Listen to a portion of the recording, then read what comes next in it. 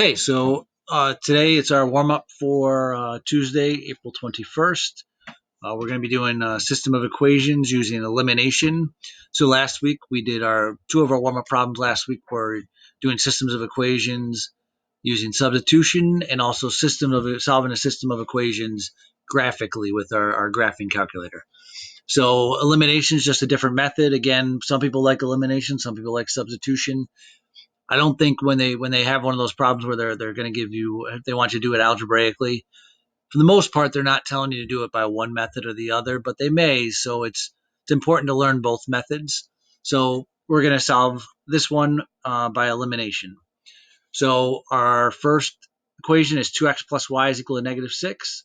And our second equation is negative 5x plus y is equal to 8. So our first step is decide which variable to eliminate. In the above problem, we're going to eliminate the y variable.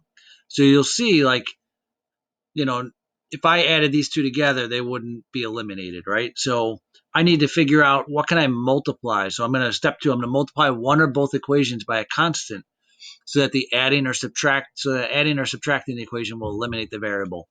So right now, I've got a 2x and a negative 5x. So I could multiply, if I wanted to eliminate x, I'd have to multiply both equations by constant, two different constants. In this case, I got a 1y and a 1y, and they're both positive. So if I make one of them negative, done. I'd be all set with that. So I'm going to multiply this bottom equation by a negative 1. And you could do the top equation. You can multiply it by a negative 1. It doesn't matter. You could do one or the other. But I always like to do it I usually do it to the bottom equation. So let me grab this, move it out of the way. So we got negative 1, and now all we have to do is, again, we got to distribute this in, and make sure you distribute it all the way through. We're going to go negative 1 times negative 5, negative 1 times 1y, negative 1 times 8. So once we do that, when we distribute it through, and let me just pull this away, we end up with 5x, a positive 5x, because negative 1 times negative 5 gives me a positive 5x. Negative 1 times a positive 1y gives me a negative 1y. And negative 1 times 8 gives me a negative 8. So now I have it. When I add these two equations together, this y term will cancel out because I have a plus 1y and a negative 1y. 1y minus 1y is 0, so it's going to go away.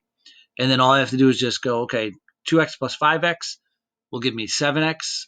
Negative 6 minus 8 is going to be negative 14. So we end up with 7x is equal to negative 14. So now I got to get the x all by itself. So I want to get rid of the 7. Opposite operations, right? 7 is being multiplied to x, so I'm going to divide both sides by 7 to get rid of it. So 7x divided by 7 gives me just x. Negative 14 divided by 7 gives me a negative 2. So now, at this point, it's pretty similar to the substitution method at this point.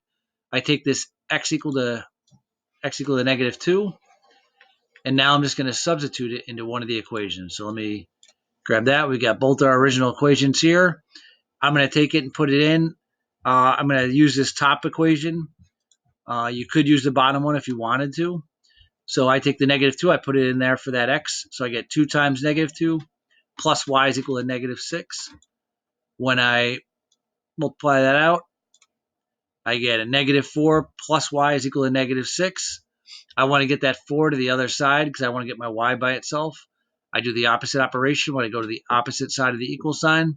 Negative 4, I'm going to add 4 to both sides, and I end up with y is equal to negative 2. All right, and then our last step, write the solution as an ordered pair in parentheses x comma y. So when we do this out, we get negative 2 comma negative 2 is the solution of the system. Again, that's the point where those two lines will intersect with each other. All right, so you guys, I'm going to have you solve this on Edpuzzle. You're going to pick the answer that you got for the intersection point, and then we'll move on to a lesson.